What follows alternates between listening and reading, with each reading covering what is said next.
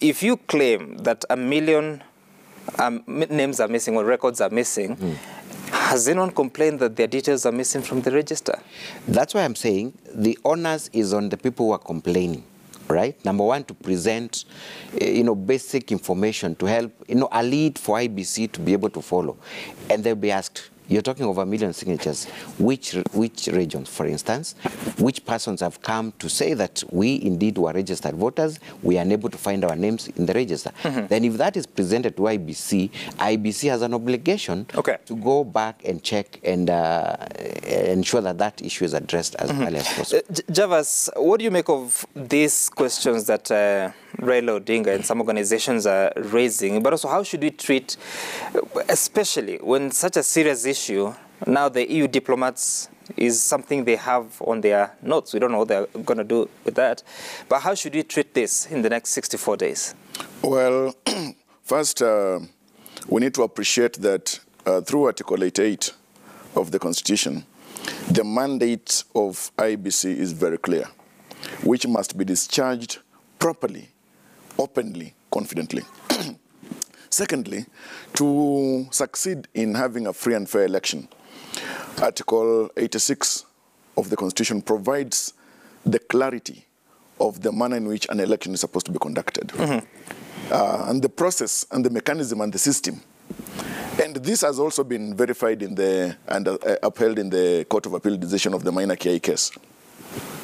Additionally, when you look at petition number 1 of 2017 of the Supreme Court decision, Raila Odinga and another versus IEBC and others, you realize that the overturning of the presidential election results was on the basis of the election not being conducted in accordance with the law.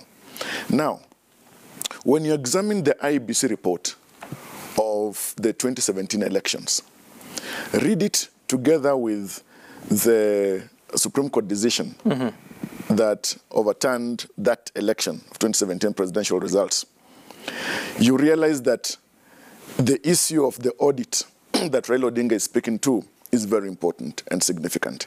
But not just that. The 10-point issues raised by the civil society about possible unpreparedness of IEBC, issues to do with the procurement of equipment, issues to do with test running. All these things are very, very important. Now, the other concern, for example, as raised by DP Ruto, that it's possible about 1 million voters are omitted or missing, if you like, from the voters register. While, of course, that information about the state of the voters register can be availed to all actors, all participants in this election, once the thorough audit is done, and the verification can and should be done, as always, it puts a sharp spotlight on IEBC. It cannot be that IEBC is unprepared or accused of being unprepared every election, every general election. Is it possible that IEBC can always be allaying all these fears in good time? Because the room for these blame games should be closed. And it can be closed by the umpire itself, the statutory body that's IEBC. Now, Wafula Chebukati, the chair of IEBC, has indicated that they've got an open door policy and anybody can walk in. I am sure he's not trying to invite about 22 million voters into the IEBC offices. I am sure he does not intend that. And because it's impractical to make such invitation, it is necessary then to make clarity of all these concerns in good time. Right. This confirmation of a voter register that is in place, the issue of the preparation, the issue of the kind of system that will be used, is something that must be confirmed and assured to all parties, to all candidates, way in advance. Because failure to that, then these silent questions start emerging, accusations and counter-accusations start emerging, credibility stones being thrown at IEBC, which at times some of them may be just perhaps frivolous. But to ensure that IEBC does not stand in the space of blame, then they can actually make sure that they provide every necessary information in good time. Remember that one thing that IEBC must also try to avoid is to find itself in the rat trap of the 2017 presidential election that was overturned, because it was a heap of blame on the shoulders of IEBC that it conducted an election not in accordance with the law. And that is why the decision of the minor KI decision is very significant, and that is why the Supreme Court decision is very significant. But beyond that, the letter and spirit of the law must be followed by IEBC and all the actors.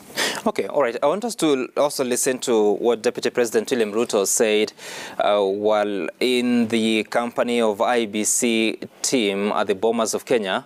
Watch. Kenya Kwanza has confidence in the Independent Electoral and Boundaries Commission. We are confident that you are up to the task. I also want to commit that my team in Kenya Kwanza and I will work with you diligently so that we can have a credible, free, fair, democratic, and verifiable election. Candidates should implement orders and directions of the Commission and publicly condemn violence and intimidation and avoid use of hate speech. We are committed to the code of conduct that we have signed to keep this election above board. All our supporters across the country, that this is a moment of our lifetime and we must do everything to protect it.